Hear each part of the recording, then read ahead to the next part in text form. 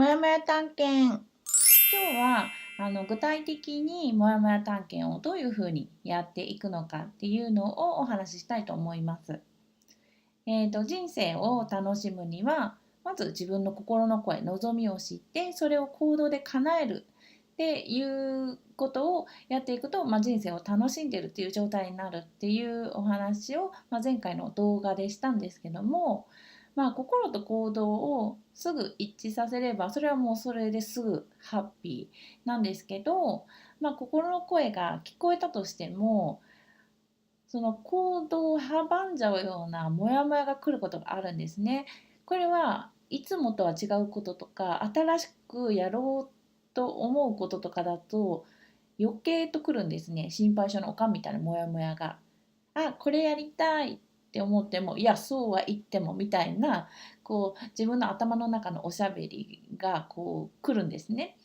でその時に、どういうふうにモヤモヤと向き合って宝を見つけてモヤモヤを手放していかに自分が自然体で心と行動を一致できるように頑張るっていう感覚じゃなくって心と行動を一致させて自分が人生を楽しむ状態になるかっていうのをお話したいと思います。で今の心の声は聞こえてるんだけど行動しようと思ったら行動を阻むモヤモヤが来たっていうのと、あともう一つですね、パターンとして心の声を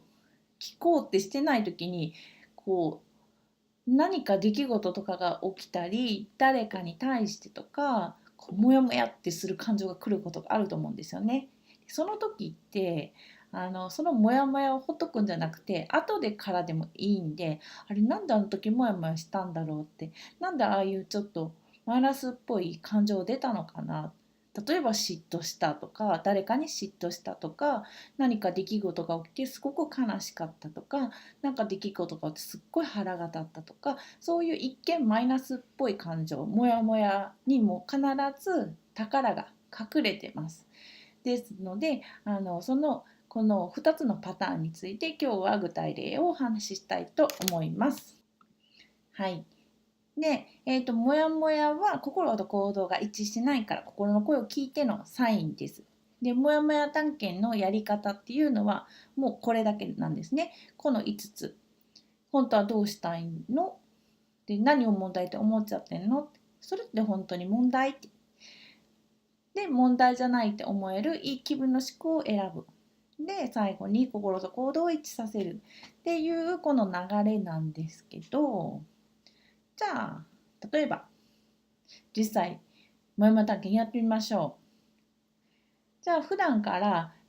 自分のことをちゃん付けで〇〇ちゃん今何したい、今どうしたいっ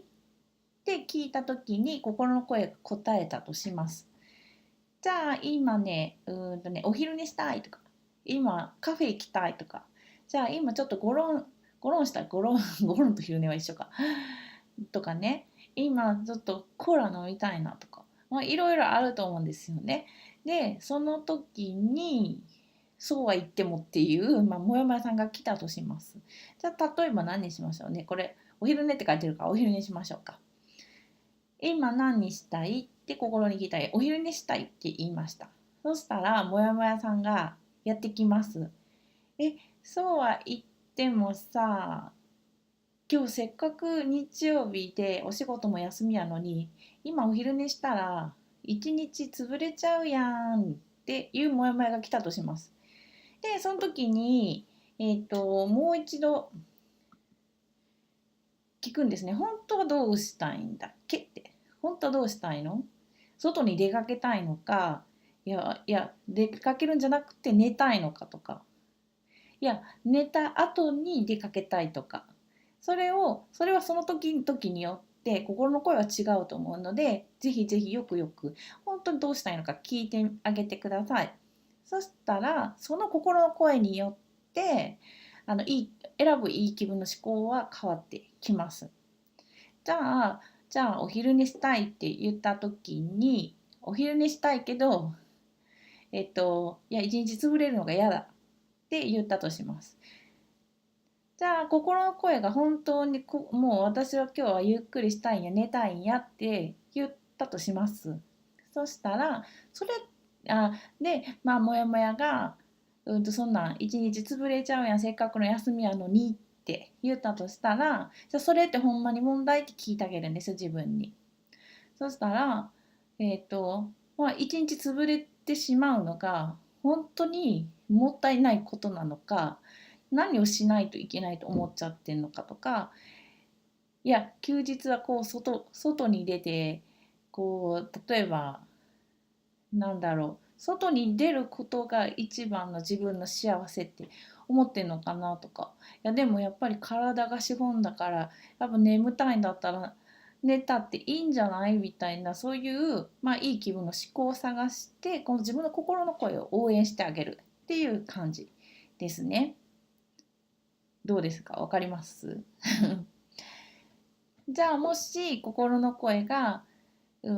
お昼寝したい、でも一日休みに潰れちゃうの嫌だなーってもやもやさんが来て、よくよく心の声を聞いてたら、ま寝たいけどお出かけもしたいだったら、じゃあ両方叶える方法ってないかなっていうふうに考えるんですよ。それってほんまに問題っていうのが、じゃあどっちかを採用してどっちかを諦めるってしないといけないのって、本当にそれってどっちかしか選ばなあかんっていうのってそれってほんまみたいな。そしたらじゃあ両方叶える方法ってあるんじゃないかなっていい気分の思考を探しに行きます。そしたらじゃあ私が今行きたいのはどこどこだから、じゃあ電車の中で、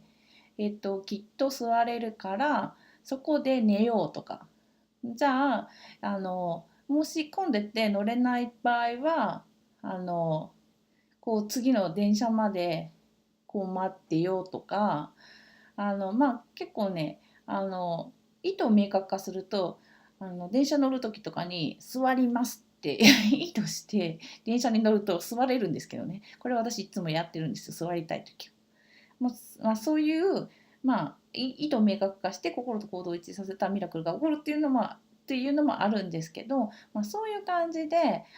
自分が望んでいる心の声を、叶える方向でいい気分の思考はないかなっていうふうに選んであげてください。はい。で、もう一個のパターンですね。もやもや探検をやってみましょうの、これちゃうわ。バージョン2です。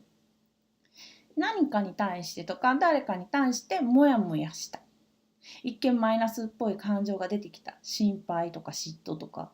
何でもいいんですけど、そういうモヤモヤした時に思い出してほしい言葉がこれです。起こる出来事はいつもフラットです。宇宙さんは意地悪しないので、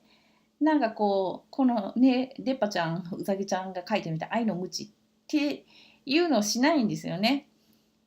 宇宙さんは。なのでその出来事をどう捉えるか自分なんですよ。で、一見嫌な出来事が起こった時に一見マイナスっぽい感情が出たら、そのモヤモヤは心の声を聞いてのサインなので、あれなんでこんな感情出たのかなって一旦モヤモヤさんに耳を傾けてみます。本当はどうしたのかったのかな、ここですね。本当はどうしたいのかな、どうしたかったのかなって。じゃあ例えば一見マイナスっぽい出来事、例えば道でこけた痛いなで道でこけた。一回ね、私ね、馬から落ちたことがあるんですよね。それでやりましょうか。じゃあ、私は、留学先のアイルランドで、馬に乗りに行ったんですよね。突然乗りたくなって、突然行って乗せてもらったことがあって、その時に馬が走り出して落ちちゃったんですよ。それって結構一見嫌なことですよね。でも、その時はそのモヤモヤ探検とか知らなかったですけど、今思ったらちゃんとモヤモヤ探検やってて、本当はどうしたかったのって。それは馬が私を落とさなかったらよかったってそれはそうなんですけど、相手は変えられないし、起こった出来事は変えられないので、そう起こる出来事はいつもフラットなんで、私は馬から落ちちゃった。で、私は本当どうしたいかっていうと、まだ始まったばっかりだったんで、その馬とのこの時間を楽しみたいって思ったんですよね。それが心の声なんですよ。で、本当はどうしたいので、私は、落ちちゃったけど、馬に乗るのを楽しみたい。じゃあ何を問題って思っちゃってんのって。その楽しみたいとは思ったんですけど、いや、私落ちちゃったし、みたいな。じゃあ、落ちちゃったことってなんか問題あるとか、なんかかっこ悪いなって思ってたとして、それって落ちたことによってなんかこう誰かに例えば笑われるのとか、笑われたとしても別にネタになったらいいやんとか、そういう感じでいい気分の思考を選んでいくんですね。で、自分の気分さえも選べるんです。私は楽しむ。で、それで、大間さんに乗るのをすごいその日楽しんで、結局もう最後の方とか一緒に海とかも散歩してすごい楽しかったんですね。あの時にもしすごい引きずって落ちちゃったっていう、ただただへこんで何にモヤモヤしてるのかも分からずでやってたら、やっぱり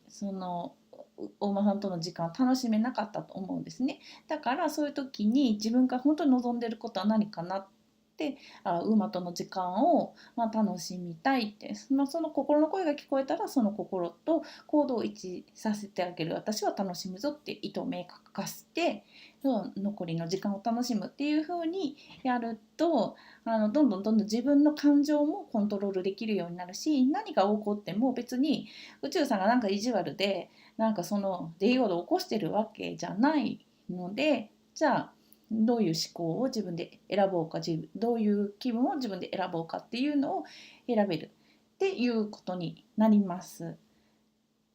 なので今回のこの、見つけた宝は、このモヤモヤから自分見つけたのは心の声、本当の自分の望み、本当はどうしたいか、楽しい気分でいたいっていう心の声が宝っていうことです。はい。っていう感じでやります。はい。どうですかね。もやもや探検、いろいろこういう時はどうするんやろうとか、こういう時、私やったらどうするかなとか、いろいろ聞きたいこととかあるかもしれないですけど、そういう時は直接コーチングを受けていただくのが一番早いんですが、質問とかいただければ、皆さんに聞いてもらえるように動画とかでまた撮ったりしようと思いますので、ぜひ質問とか送ってください。LINE アットかメルマガでぜひ送ってください。はい。では今日も最後まで見ていただいてありがとうございました。ルンでした。